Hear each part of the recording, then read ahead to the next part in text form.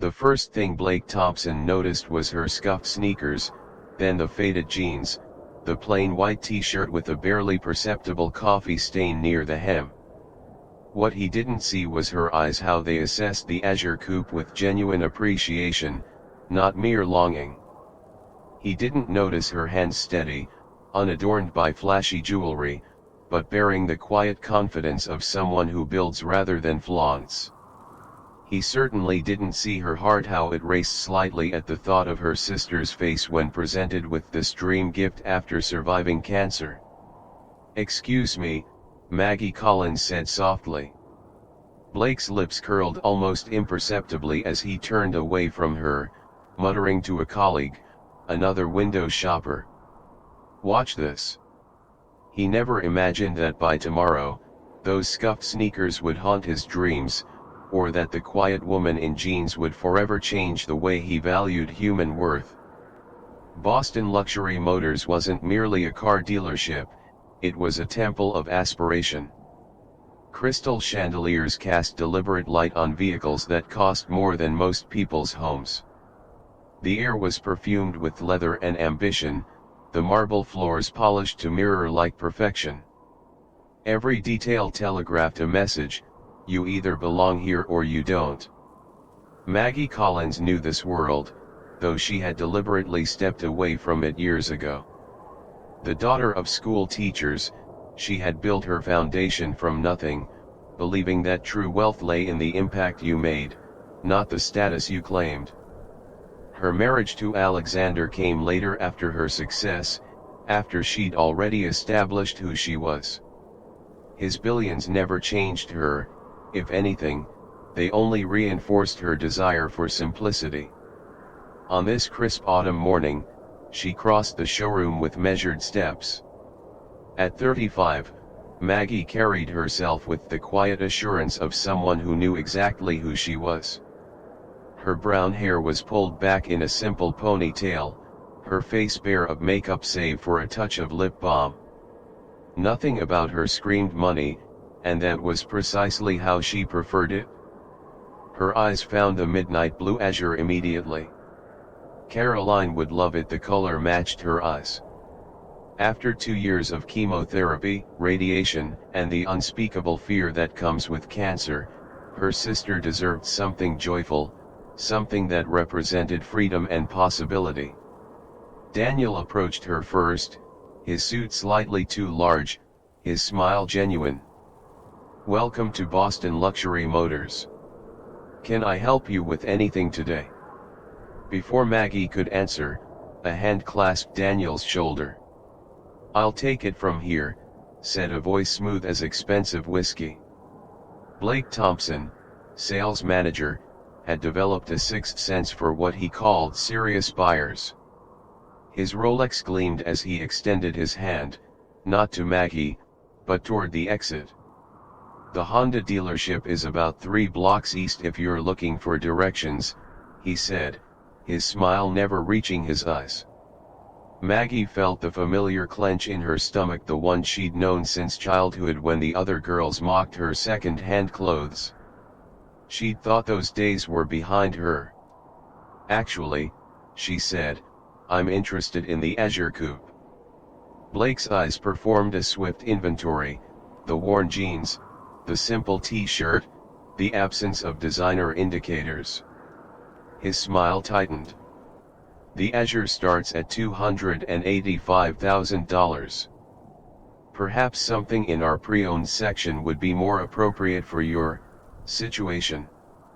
The words hung in the air between them, their meaning unmistakable. Maggie felt heat rise to her cheeks, not from embarrassment but from a slow-building indignation. Not for herself, she'd long ago stopped caring what people like Blake thought, but for everyone who'd ever been dismissed based on appearance. "I'd like to see it, please," she said quietly. Blake glanced at his watch, then at the entrance where a couple draped in obvious wealth had just arrived. "The azure is by appointment only," he lied smoothly. "Perhaps you could take a brochure and come back when you've prepared properly." He turned away before she could respond, his attention already shifting to the new arrivals. "Mr. and Mrs. Harrington. How wonderful to see you again. The Bentley you inquired about just arrived." Daniel stood awkwardly nearby, his discomfort evident. "I'm sorry," he whispered. "Would you like me to tell you about the Azure anyway?"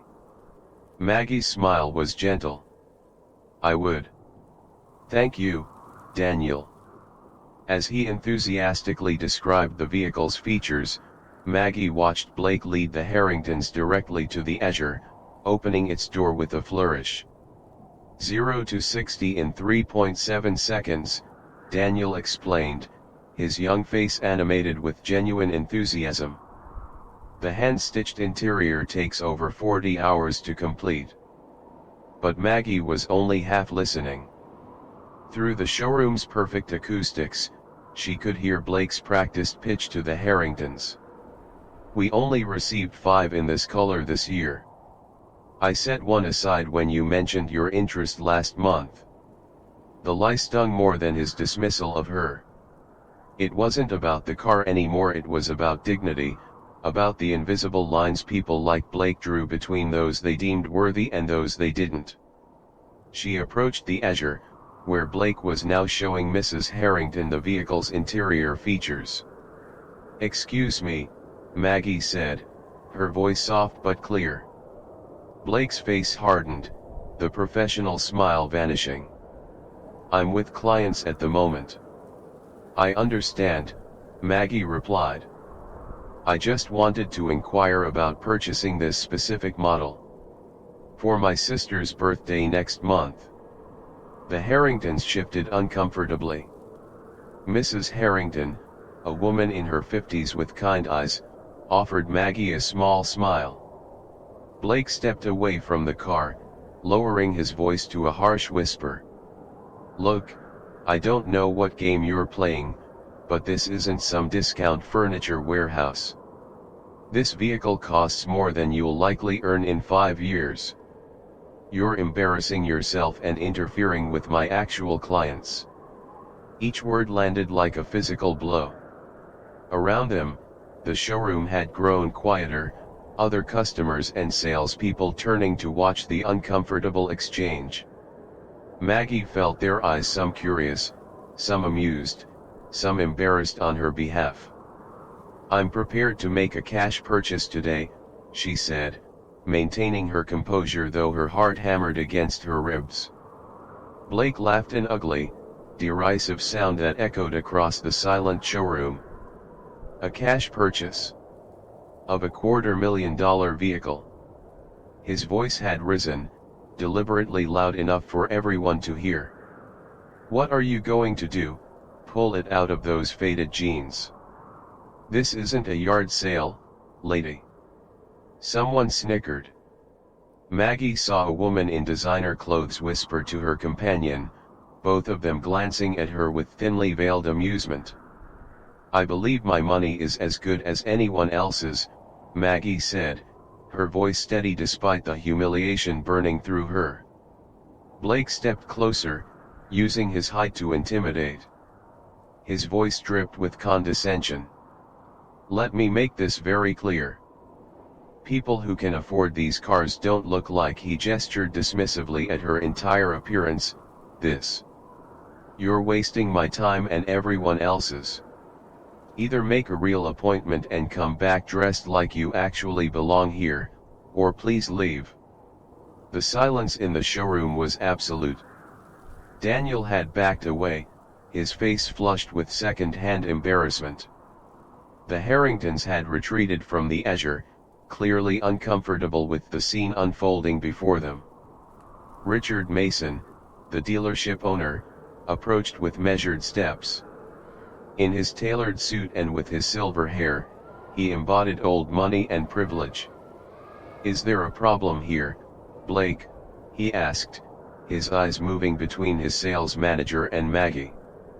Blake straightened his tie. "Just explaining our appointment policy to this woman. She seems confused about our clientele." Mason assessed Maggie with a single glance, his judgment immediate and clear.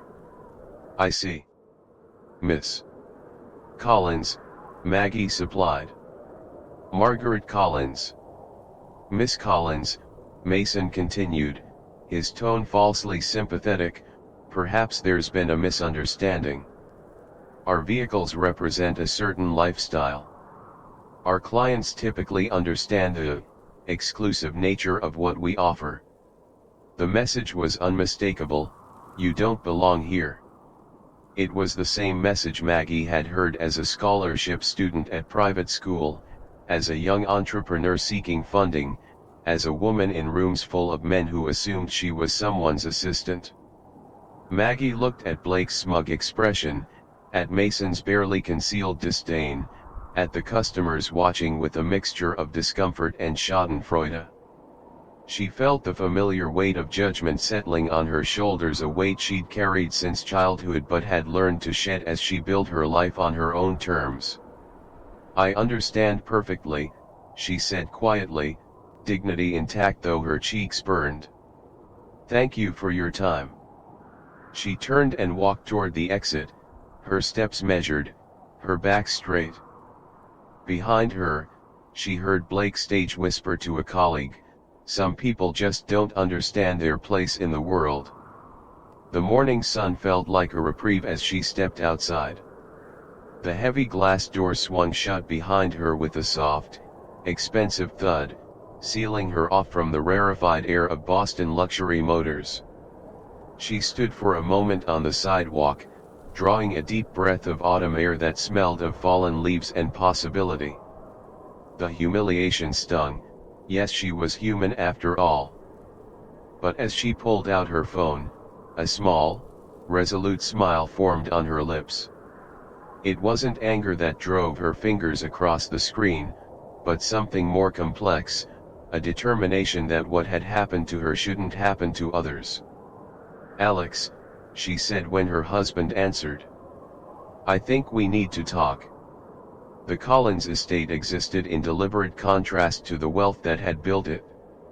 The 5-acre property featured gardens that Maggie tended herself, a modest main house built from reclaimed materials, and a separate building that served as office space for the Collins Foundation. They employed local staff, paid well above market rate, and lived by the principle that wealth was a responsibility, not a privilege. Alexander Collins stood at the window of his study when Maggie entered, the afternoon light illuminating the planes of his face. At 41, he carried himself with the quiet confidence of a man who had built something meaningful. The tech innovation that had made him billions had changed renewable energy storage forever, but he took more pride in the sustainable manufacturing practices his company had pioneered. He turned when Maggie entered, immediately setting aside the papers he'd been reviewing. 15 years of marriage had taught him to read her expressions perfectly. Something in the set of her shoulders, the slight furrow between her brows, told him everything he needed to know. "What happened?" he asked simply, crossing the room to meet her. Maggie sank into the worn leather chair they'd found at a flea market years ago, before the billions, when their apartment could barely contain their dreams. She recounted the morning's events without embellishment: the initial dismissal, the blatant lie about the car being available only by appointment, the public humiliation. As she spoke, Alexander's expression darkened, but he remained silent, giving her the space to process the experience in her own way. This was one of countless reasons she loved him: his ability to listen without immediately trying to fix things, to understand that sometimes being heard was enough. "It's not about me," she concluded, looking up at him. "I walked out of there knowing who I am, knowing what I can afford. But how many people get treated that way every day without having that security?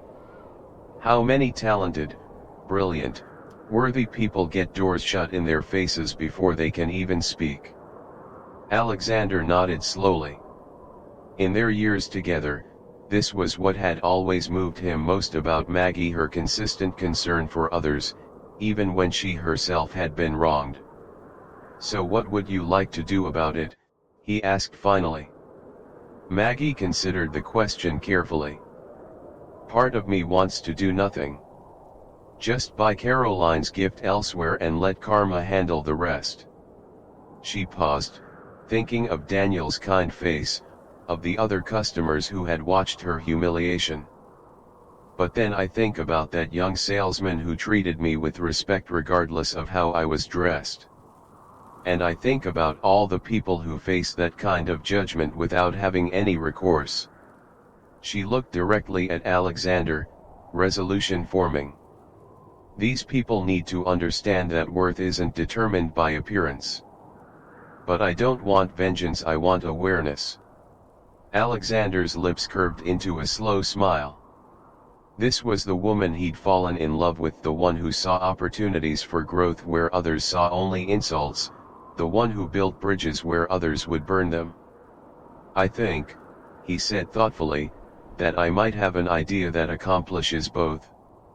Morning light spilled across Boston Luxury Motors showroom floor, highlighting the vehicle's immaculate finishes. Blake Thompson adjusted his tie with practiced precision, his reflection multiplied in the polished surfaces surrounding him. Last night over drinks, he'd regaled colleagues with the story of the woman in jeans who thought she could waltz in and purchase an Azure, the memory already morphing into an amusing anecdote rather than the ugly display of prejudice it had been. "Remember," he instructed his sales team during their morning meeting, "qualifying customers isn't just about efficiency, it's about respect.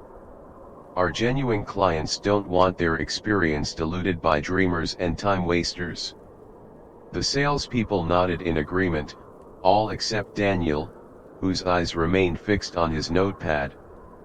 Blake made a mental note to correct the young man's softness in this business. Kindness to the wrong people was just wasted inventory. At 10:17 precisely, the distinctive sound turned every head in the showroom.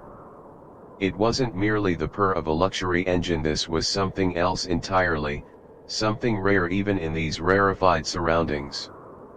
Through the floor-to-ceiling windows, they watched as it arrived, a Rolls-Royce Phantom extended wheelbase, custom midnight blue with a hand-painted coach line that caught the sunlight like a perfectly placed stroke of starlight.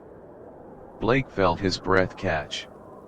In 15 years selling luxury vehicles, he had seen perhaps 3 such cars, and never one with this particular configuration. Conservative estimates would place its value north of $1.5 million, but the truth was, such vehicles were essentially priceless, built to individual specification for clients whose wealth transcended ordinary metrics. "My God," whispered Richard Mason, materializing beside Blake.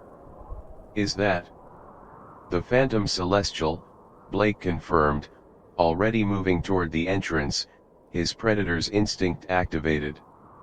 "One of 5 production. I didn't know there was one in this part of the country."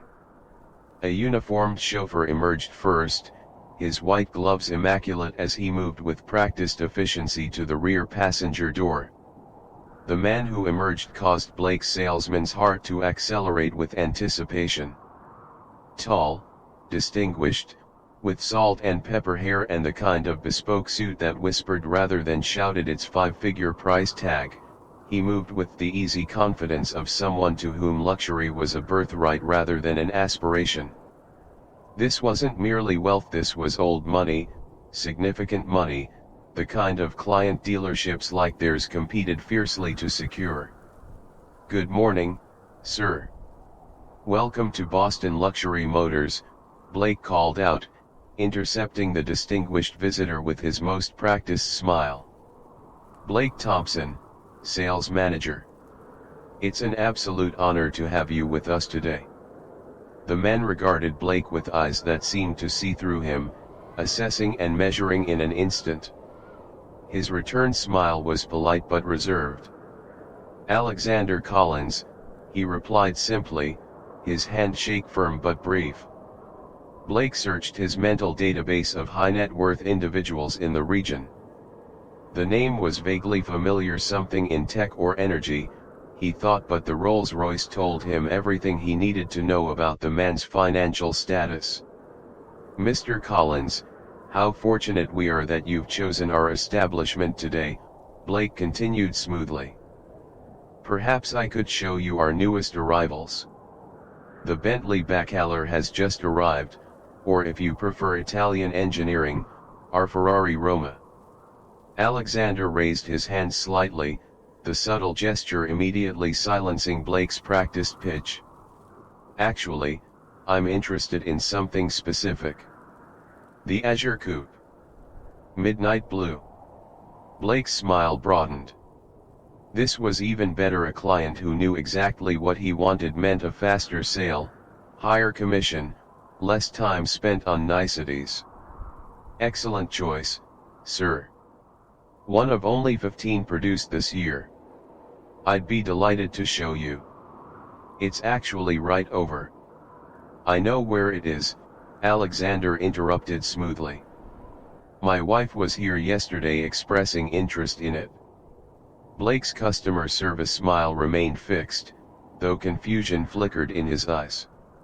He had no recollection of assisting anyone who could possibly be married to the man before him. "Your wife? I don't recall.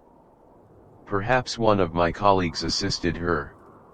Alexander's expression cooled noticeably, the temperature in the room seeming to drop several degrees. "No, Mr. Thompson. You assisted her. Or rather, you refused to assist her. Margaret Collins. She was wearing jeans and a white t-shirt. You suggested she might be more comfortable looking at used cars." The blood drained from Blake's face as realization dawned, his mind rapidly recalculating everything he thought he knew. The woman in scuffed sneakers. The quiet request to see the Azure. The calm dignity in the face of his mockery. All this time, she had been. "Mr. Collins," Blake stammered, his usual smooth delivery abandoning him. "There must be some misunderstanding. We welcome all customers here." But the truth was written across his face, visible to everyone who had now gathered to watch the unfolding scene. There was no misunderstanding. There was only the harsh revelation of character, his true nature exposed in the light of consequences he never anticipated. Richard Mason materialized at Blake's side, his instinct for damage control honed by decades in luxury sales. "Is everything all right here, Blake?" Alexander turned his attention to the owner, his gaze level and unrushed. "Mr. Mason, I presume." "Richard Mason, yes indeed. Welcome to Boston Luxury Motors." "Thank you. I was just explaining to Mr. Thompson that my wife visited yesterday, interested in purchasing the Azure Coupe as a gift for her sister. She was, however, treated in a manner that I find deeply troubling." Richard's expression shifted rapidly from welcoming to concerned, his eyes darting briefly to Blake. I'm sorry to hear that. I believe I was briefly involved in a conversation, but I wasn't aware of all the details." "The details," Alexander said evenly, "include your sales manager here suggesting that people like her don't belong in an establishment like this, based solely on her casual attire." The showroom had fallen completely silent. Staff members froze in place, early customers watched with undisguised interest, and Blake stood immobilized, his perfectly constructed professional world crumbling around him. "Mr. Collins," Blake began, desperation creeping into his voice, "if there was any misunderstanding." "It wasn't a misunderstanding." The voice came from behind them. Daniel, the young salesman, stepping forward despite his obvious nervousness. "Miss Collins was treated poorly. She was polite and specific about her interest in the Azure, and she was dismissed repeatedly based on her appearance." Blake shot Daniel a look that promised consequences, but the damage was done. Alexander turned back to Richard Mason, his composure unruffled. "You know, it's interesting. My wife founded and runs the Collins Foundation for Children with Disabilities. It's been her life's work since before I met her. She's raised over $50 million for specialized medical equipment and educational programs." He paused, letting this sink in. Around them, recognition dawned on several faces. The Collins Foundation was well known in philanthropic circles. Maggie chooses to dress simply because she believes in living modestly despite our means. She finds it keeps her connected to the families she helps. A note of genuine pride entered his voice. "It's one of the countless reasons I love her." Richard Mason had gone pale, the full magnitude of the situation becoming clear. "Mr. Collins, I assure you this does not reflect the values of our dealership. We pride ourselves on actions speak louder than mission statements, Mr. Mason," Alexander interrupted firmly. "Now, regarding the Azure. I'm not here to purchase just one vehicle." Blake perked up slightly at this, a glimmer of professional hope breaking through his distress. "I was planning to purchase the Azure for my wife's sister, as Maggie intended. But I was also considering a fleet replacement for our corporate vehicles, 7 in total. And my personal collection could use updating as well." Mason's eyes widened. A sale of that magnitude would make their quarterly targets in a single transaction. "However," Alexander continued, "I find myself questioning whether this is the right establishment for such a significant investment." The silence in the showroom was absolute. Blake looked physically ill, the full consequences of his actions becoming painfully clear. "Mr. Collins," Richard began desperately, "I cannot apologize enough for this unfortunate incident. I assure you this is not how we conduct business. Please allow us to make this right." Alexander considered this for a moment. "Perhaps there is a way forward," he said finally. "But it would require more than just selling me cars." "Anything," Richard assured him quickly. "The Collins Foundation is hosting a benefit gala next month. We're raising funds for a new adaptive sports complex for children with physical disabilities." He turned to the mortified sales manager. "Blake, I think your presence would be educational." Blake swallowed hard. "Sir." "Not as a guest," Alexander clarified. "As a volunteer. The foundation is always looking for people to help with setup, to assist the children, to see firsthand the work being done." The implications were clear. This wasn't just about selling cars anymore. It was about learning a fundamental lesson in human value. No one noticed the woman in the corner of the showroom, phone discreetly capturing the entire exchange. Melissa Chan, lifestyle blogger with a modest following, had come to photograph the new Maserati for her Instagram. What she captured instead was something far more valuable, an authentic moment of accountability in a world that rarely delivered it. Her post went viral within hours. "Watch, billionaire teaches unforgettable lesson after wife humiliated at luxury dealership." By evening, the video had been shared across multiple platforms, comments sections overflowing with reactions. For Boston Luxury Motors, the fallout was immediate and severe. Their social media accounts were flooded with messages, their phone lines jammed with calls, some from outraged citizens, others from journalists seeking comment.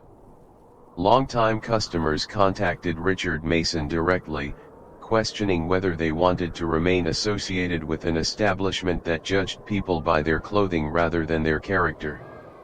Blake Thompson sat alone in his apartment that night, blinds drawn against the world, watching his professional reputation disintegrate in real time. His phone buzzed constantly, colleagues, friends, Even his mother had seen the video. The comments were brutal. "This is what happens when you judge a book by its cover. Karma comes in a Rolls Royce. Did you see his face when he realized who she was?" What hurt most wasn't the public humiliation, it was seeing himself through others' eyes. The man in that video wasn't the person he'd thought himself to be. That man was small, petty, cruel in his assumptions.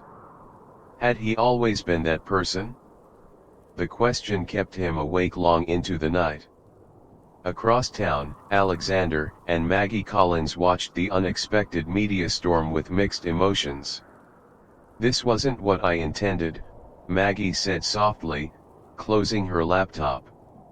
"I wanted him to learn something, not become a public spectacle." Alexander nodded thoughtfully.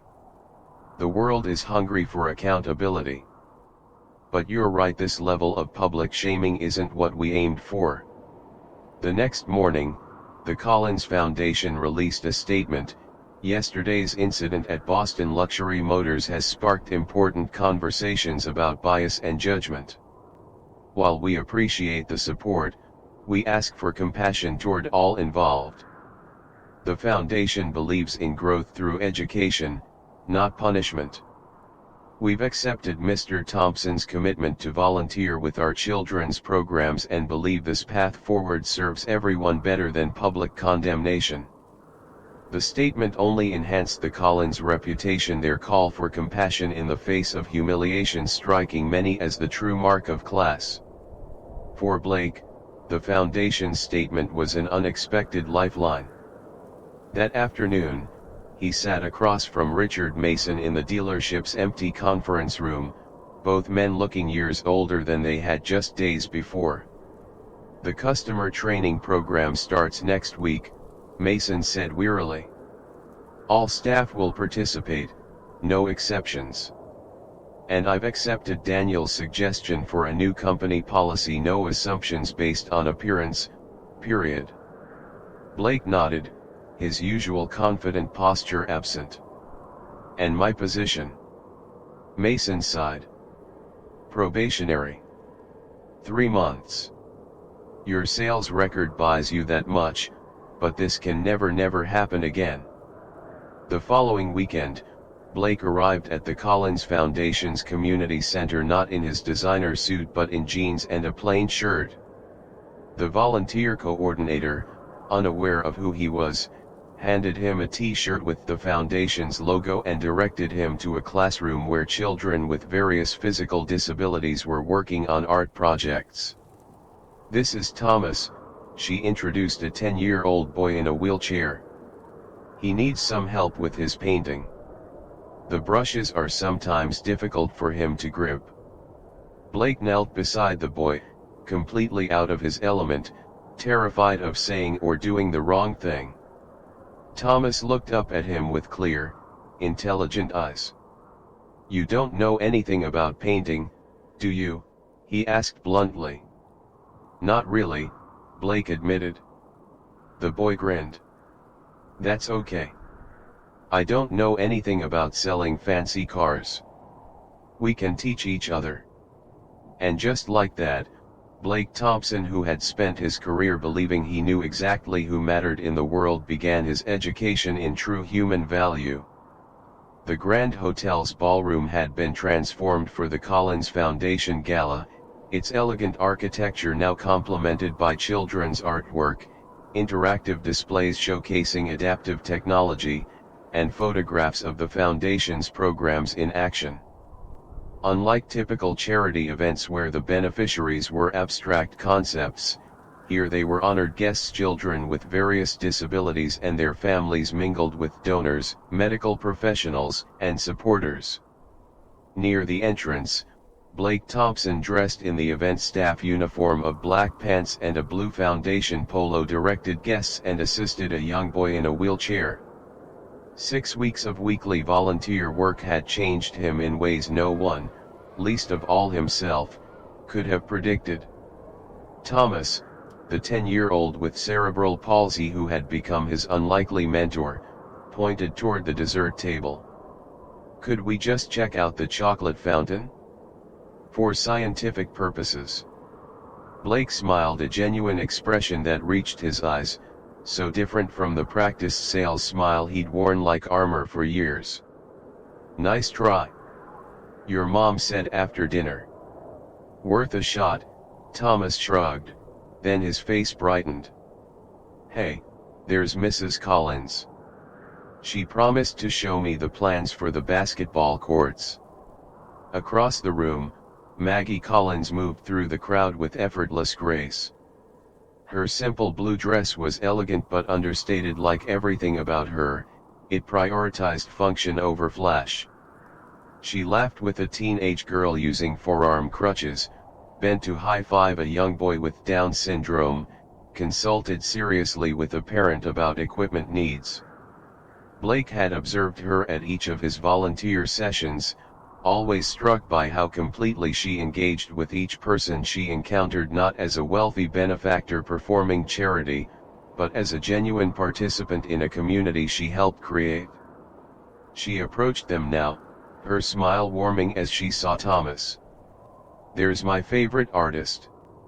I have the blueprints for the courts right over here. Her eyes met Blake's briefly, assessing without hostility. How are you finding the event, Blake? He considered the question seriously, beyond the easy answer. Humbling, he finally said. And necessary. Maggie nodded. Thomas seems to have taken a liking to you, she observed. He's teaching me about adaptive basketball, Blake admitted. Apparently, I have terrible form. This drew a genuine laugh from Maggie, and Blake was struck by the realization that in the weeks he'd known her, this was the first time he'd heard her laugh. When Thomas wheeled away to examine the blueprints at a nearby table, Blake's expression grew serious. Mrs. Collins, I know I've apologized formally, but I need to say it directly. I'm truly sorry for how I treated you. There's no excuse. You're right. There isn't, she agreed, but without malice. The question is what you've learned. That worth isn't determined by appearance, position, or possessions, he said thoughtfully. And that everyone deserves respect until they prove otherwise, not the other way around. Good lessons, Maggie acknowledged. Expensive ones, too, I imagine, Blake nodded ruefully, thinking of the substantial business the dealership had lost when Alexander Collins decided to purchase only the Azure and not the additional fleet. Alexander joined them, placing a gentle hand on his wife's shoulder.